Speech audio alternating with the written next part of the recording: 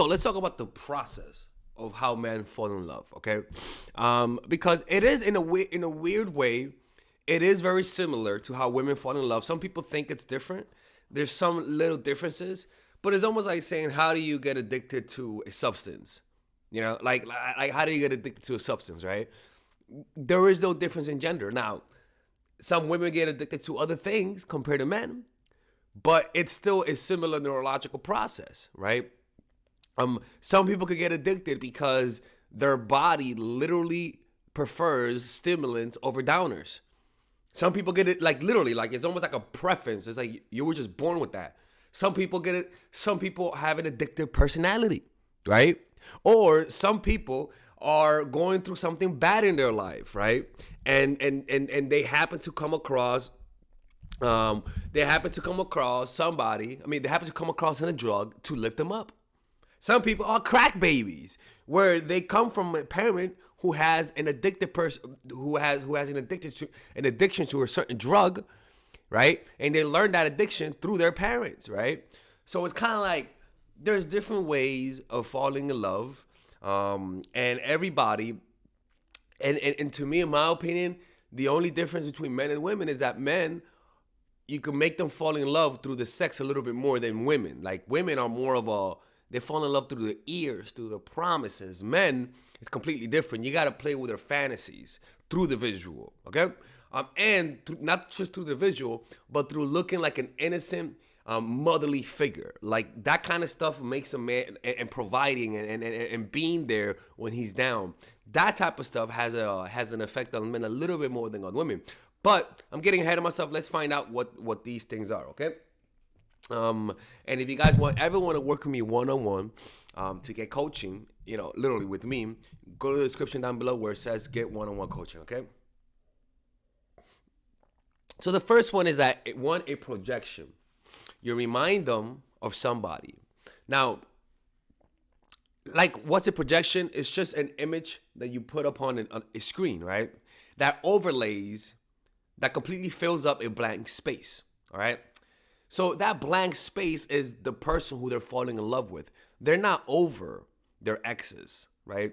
Have you ever lost somebody either through death or through breakup, and because you miss them so much, you almost see them everywhere. It's almost like a lot of people remind them of you. Why remind them of you, right? Oh, is it like, oh, is that my ex? Fuck that bitch, right? Oh, that looks like my mom, right? As an example, right? And why is that? Because you want to see them, you miss them. So you're constantly looking for them. So whenever you meet somebody that kind of reminds you of the person who lost, those emotions will be transferred onto that person, and you almost latch onto them. Like I always say, it's almost like a dog. When a dog dies, a lot of owners buy a dog that looks similar to the dog that died. Why? So that they can project those emotions of the dog that they lost onto the new dog, right? The dog is like, wow, they must love me for me, right? So if an ex breaks up with a guy or hurts him, right, and they're still not over that, and you remind them of that person, what you'll notice is that this person will fall in love with you pretty quickly, right? And those types of relationships, sometimes they do last.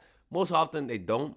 But they do fall in love deeply emotionally. And as long as you maintain some distance, as long as you create space, as long as you create a little bit of pain from here and there, you could possibly maintain that, right? And how do you know it's a projection? One, look at their exes and see if you kind of look like them, right? And two, notice if they fall in love fast with you. Those are all the telltale signs that the person is falling in love with you because of a projection, right? The second way that men fall in love is through casual sex that usually leads to developing a bond. Humans develop bonds with people who they spend time with. It's just that simple. But you could spend the same time with somebody, the same amount of time under the same circumstance, and you develop a bond that's like 3 out of 10. But then with another person, the same thing happened, but simply because it's another person, you might develop a bond that's like 7 out of 10, right? There's no logical, that you can't predict this. But the point is that you will develop a bond with people who you spend time with, no matter who.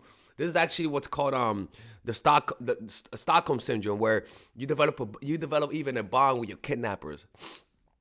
Why is that? Because humans throughout history. Our ancestors had to deal with a lot of conquering, where especially the women, they had to deal with a lot of men come through their cities, kill their kids, kill the people who they love, and bang them and turn them into their wives. And those women had to adapt. How did they adapt? They adapted by actually falling in love with the person who killed their family. Like, it's fucking crazy. But it's something wired in humans. You have to adapt to that because it's a common thing for humans to be conquered by other nations, right? So humans, I feel like, develop that kind of mechanism, right? So if you spend enough time with somebody, you will develop a bond with them. Even monkeys, you kidnap them from their parents, and after a while, they will love you. A dog, you kidnap them from their fucking mama, and they will eventually love you. It's just how it is, right? So through casual sex, there's a time limit. If that person that you're seeing, let's just say you see them once a week, right, casually for sex, you should notice that after like the fourth date, there should be some kind of connection. You should notice it. And after 2 or 3 months of hooking up, this person has to have already developed feelings for you and should feel jealous of you spending time with other people. If the guy doesn't feel any type of envy, doesn't want to have any commitment with you after 2 or 3 months, then that's the limit of what you got, of what he's going to feel for you. After 2 or 3 months, the limit of love that the person's gonna have for you in terms of commitment, in terms of like, he has to feel a 7 out of 10 as an example to want a commitment. If he's at a 6 after 3 or 4 months, I know I said 2 or 3 months, but like at the limit. If after 3 or 4 months, this person still at a 6, this person is not gonna go any higher, right? But after 2 or 3 months, if the person really likes you, he's gonna keep liking you. And he's gonna want commitment. So through casual sex, you could potentially create commitment. And you can watch my last video on the evolution of casual sex. It's kind of interesting. The third one, you hurt their ego, and they fall in love with you because you hurt their ego. And this is what happened to me, right? I don't know if you guys remember the story about the Mexican girl who hurt my ego. She kind of like, she just hurt my ego. Like, she broke my heart. But because of that, I ended up falling in love with her because I never got completion, right? And so she became a figment of my imagination, where I was looking for a girl that kind of reminded me of her, and that actually happened. I met a girl who kind of looked like her in a weird, freaky way, and all of those emotions that I have for that ex went into that girl. But the way to create this type of stuff is just to hurt their ego, man. Like, break up with them, right? Be very inconsistent. And make them fall in love, and they say something that could potentially hurt their feelings, and then get back with them by having that up and down seesaw type of motion, and you give them that experience. A lot of guys will fall in love with you, but the thing is that love will not be, could potentially just be ego. Potentially, I could say I don't have a clear number, but the likelihood of those types of relationships lasting are kind of low. But compared to using any strategy with a guy who would have never loved you, it's the highest efficiency type of thing. You know what I'm saying? So let's just say this, man. Like, inside of his biology, this man would have never loved you, right? And then let's just say you use this and you actually hurt his ego. He kind of likes you, but then you hurt his ego. It does increase the likelihood of this person loving you way more than not doing nothing. It's low, but it's a higher likelihood. You get what I'm trying to say? And the problem with this type of love is that once you validate them, once you actually make them feel good about them, once they feel like they have you, a lot of times they lose interest. But again, that's a lot of the times. And considering you had no hope prior to it, it's actually a pretty good strategy. The last one, the way men fall in love with you, is through bad moments in their life. They're either bored with a relationship, they're either going through a depression. And this is what happened with that girl that hurt my ego, is that I fell in love with her because I was going through a lot of stuff. I was pretty depressed at that moment in time. And when you're depressed, whenever you need something, internally, you're looking for anybody to create a connection with. Look at babies, right? Babies, when they're coming out, they're always trying to grab onto something. Why? Because they're needy. They're needy little motherfuckers, man. Babies are just needy as fuck, okay? And so they're looking to create a connection with anybody. And those bad moments causes people to latch on to whoever is available. I remember seeing an episode of National Geographic of an elephant whom his parent didn't love. and nobody wanted that little elephant. And anyways, it ended up being eaten alive by hyenas. But why are you laughing about the little elephant?